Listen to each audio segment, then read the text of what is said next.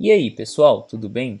Eu sou o professor Júlio César e seja bem-vindo ao canal Estudando Matemática. Nesse vídeo nós vamos responder a seguinte pergunta: como calcular a distância entre pontos no plano cartesiano? E para responder esta pergunta nós vamos resolver um exemplo, no qual nós calculamos a distância entre os pontos A e B. Mas antes de fazer isso, já deixe o seu like nesse vídeo e não se esqueça de se inscrever no canal, para que você possa acompanhar todas as novidades que são postadas aqui periodicamente. Então vamos agora calcular a distância entre esses dois pontos.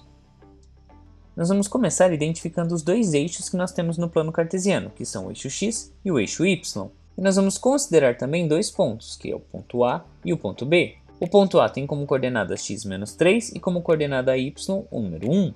E o ponto B tem como coordenadas o x igual a 3 e o y igual a 5. Nós vamos representar esses pontos aqui no plano cartesiano. O ponto A aparece exatamente aqui e o ponto B aqui, uma vez que as coordenadas de A são menos 3 para x e 1 para y, e as coordenadas de B são 3 para x e 5 para y. E o que nós queremos calcular é a distância desses dois pontos, ou seja, a medida desse segmento que nós temos aqui em preto. E nós vamos chamar essa medida de d. E para calcular essa distância, nós podemos utilizar a seguinte fórmula, na qual nós consideramos a diferença das coordenadas x dos dois pontos, e essa diferença é elevada ao quadrado, e somada com a diferença das coordenadas y dos dois pontos, também elevada ao quadrado.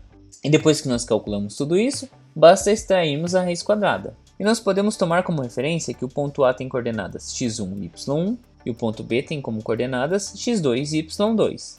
E os valores de x1 e y1, x2 e y2 são dados por essas coordenadas. Portanto, essa distância será igual a 3 menos menos 3 e tudo isso elevado ao quadrado. E nós utilizamos 3 menos menos 3 porque nós temos que calcular a diferença entre x2 e x1. Ou seja, x2 menos x1, que é o mesmo que 3 menos menos 3. E observe que nós temos o menos aqui na fórmula e nós temos o menos aqui na coordenada de x1. Por isso que aparece menos menos 3. E depois que calcularmos essa diferença, nós vamos elevar o resultado ao quadrado. E tudo isso deve ser somado com a diferença entre os dois y, também elevado ao quadrado. Mas o que seria esse 5 menos 1? Isso remete à coordenada y de cada ponto, 5 menos 1. Por isso que aqui nós temos essa operação. Agora, aqui dentro dos colchetes, nós vamos resolver esse cálculo, 3 menos menos 3. Como nós temos aqui um menos antes do parênteses, nós teremos 3 mais 3, que é igual a 6. E aqui na outra operação, dentro dos parênteses, nós temos 5 menos 1, cujo resultado é igual a 4. Mas o que significam esse 6 e esse 4 aqui no nosso plano cartesiano? Bom, o 6 foi dado pela diferença entre 3 e menos 3. Aqui no plano cartesiano é a diferença entre essa coordenada e essa coordenada aqui. Ou seja, nós calculamos a distância entre menos 3 e 3. E essa distância nós vimos que é igual a 6. E nós podemos observar essa distância aqui no plano cartesiano. Nós temos 6 unidades que representam a distância entre essas duas coordenadas, de 3 e menos 3. E quanto ao número 4? Com relação ao número 4, ele foi dado pela diferença entre 5 e 1. E esses valores são as coordenadas y dos dois pontos. 5 para o ponto B e 1 para o ponto A. E 5 menos 1 é igual a 4. E 4 é a medida desse segmento que nós temos aqui, que vai da coordenada y1 até a coordenada y5. E desse modo que nós temos um triângulo retângulo. E em todo triângulo retângulo é válido o teorema de Pitágoras.